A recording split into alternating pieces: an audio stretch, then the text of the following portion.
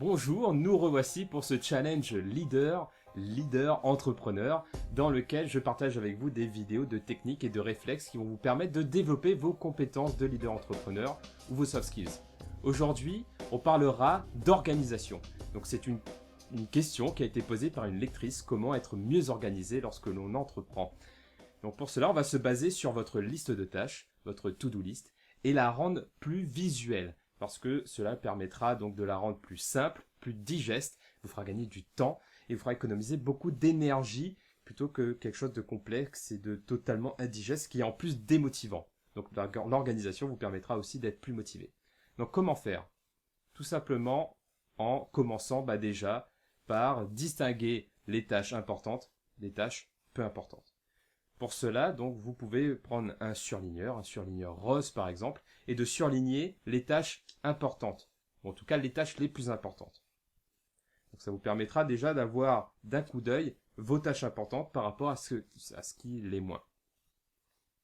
Ensuite, lorsque vous voyez des tâches urgentes, donc pas forcément importantes, mais urgentes, qui doivent être faites avant une certaine date, mettez la date d'échéance de chaque tâche urgente pour que vous voyez tout de suite quelles sont les priorités en termes de temps. Donc vous voyez une tâche urgente, mettez à côté la date d'échéance de cette tâche. Donc le mieux c'est de faire aussi et surtout pour les tâches importantes. Donc, je vous rappelle, une tâche peut être importante et urgente, mais une tâche urgente n'est pas forcément importante.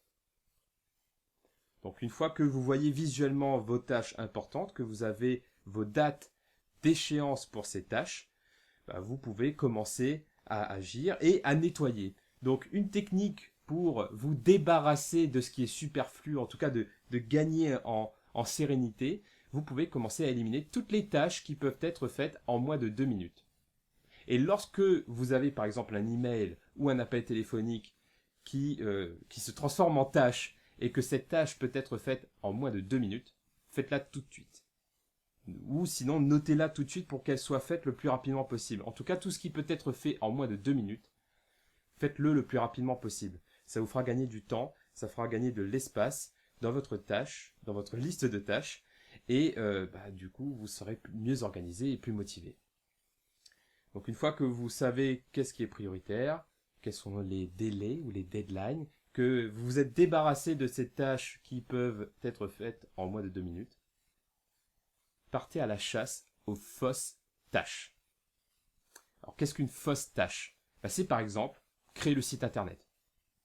Créer un site internet. Est-ce que c'est vraiment une tâche?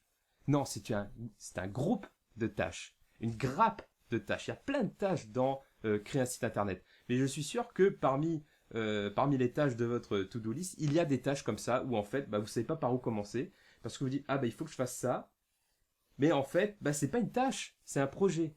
Alors ce projet est composé de quelles tâches? Donc, lorsque vous faites face à ces fausses tâches, décomposez-les en tâches simples, élémentaires, comme par exemple rédiger le texte de la page d'accueil, rédiger un email, des tâches élémentaires qui sont des vraies tâches.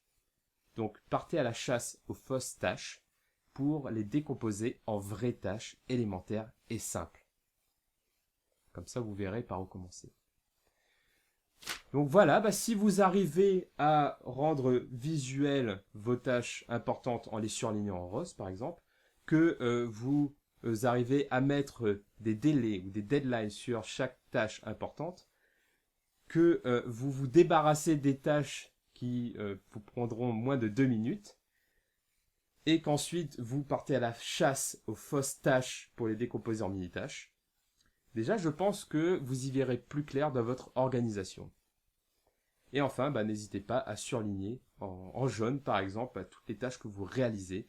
Cela vous motivera parce que vous verrez visuellement, oui, il y a quand même plus de jaune que de blanc, donc j'ai avancé. Et lorsque vous surlignez en jaune des tâches importantes en rose, ce sera orange, donc vous aurez plein de couleurs, donc ce sera en plus joli. Donc voilà, j'espère que ces techniques, cet outil vous aidera à mieux vous organiser, que vous en serez d'autant plus motivé, Et je vous dis à très bientôt dans une prochaine vidéo. N'hésitez pas à la partager et surtout, laissez un commentaire pour dire ce que vous en pensez, ce que vous pensez de cette technique. Et partagez d'autres défis, d'autres questions pour continuer de m'inspirer. Donc j'en profite également pour vous remercier de m'inspirer pour ces vidéos qui est un challenge très stimulant pour moi. Alors tous à vos commentaires, je vous remercie et je vous dis à très bientôt.